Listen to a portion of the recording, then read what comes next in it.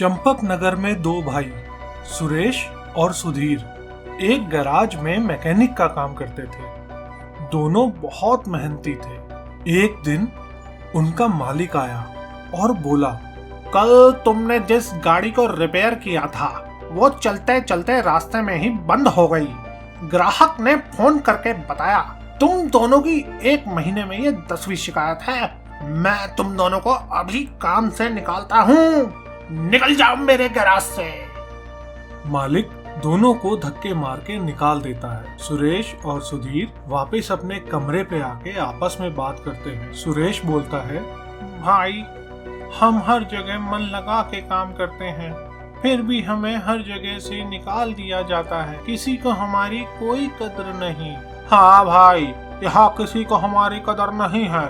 चल किसी दूसरी जगह चलता है, वहाँ शायद हमारी किस्मत हो, पर हम वहाँ करेंगे क्या? भाई याद है ना, माँ कहती थी कि भगवान का नाम लेने से सब मिल जाता है।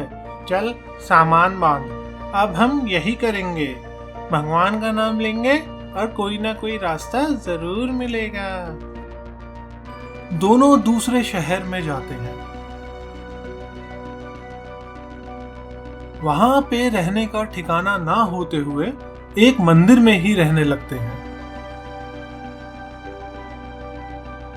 एक दिन सुबह सुबह सुधीर एक बरगद के पेड़ के नीचे बने चबूतरे पे बैठ जाता है। तभी वहां कुछ लोग आते हैं और सुधीर को महाज्ञानी समझने लगते हैं। सुधीर से अपनी समस्या बताते हैं। सुधीर उनकी समस्या समझकर अपनी माँ द्वारा बताए हुए उपाय बताता है और भगवान की पूजा करने के लिए कहता है। उन लोगों की समस्या काफी जल्दी दूर हो जाती है और धीरे धीरे सुधीर के पास दूर दूर से लोग अपनी समस्याओं को सुलझाने के लिए आने लगते हैं। उस नगर के राजा को उसके मंत्री ने बताया, महाराज, आप अपनी राजकुमारी के लिए एक योग्य वर तलाश कर रहे हैं। हमारे गांव में एक सिद्ध योगी हैं जो तेजवान हैं और राजकुमारी के लिए एकदम श्रेष्ठ हैं। राजा बोलता है, सोने, जवाहरात और अनेक उपहार लाओ। हम अभी उन महान योगी के पास जाएंगे, उनसे राजकुमारी से विवाह करने का आग्रह करेंगे। राजा अपनी सेना के साथ मंदिर में पहुंचा और सुधीर से बोला, आपके बारे में जो सुना था, आप उतने ही तेजस्वी हैं। मेरा आग्रह स्वीकार करें। महाराज कहिए, क्या परेशानी है? मेरी इच्छा है कि आप मेरी पुत्री से विवाह करें और ये उपहार स्वीकार करें। महाराज मैं तो एक सन्यासी हूँ, मुझे इन सब से क्या लेना? मुझे माफ करें, मैं आपकी बात नहीं मान सकता। ये सुनकर राजा निराश होकर वापस चला जाता है। ये सब सुरेश पीछे खड़ा देख रहा होता है। उसे गुस्सा आ जाता है और वो बोलता है, इतना अच्छा मौका तुम्हारी वजह से चला गया। तुमने राजा जी को ऐसे नहीं बोलना चाहिए था। मैं तुम्हारे साथ नहीं रह सकता हूँ।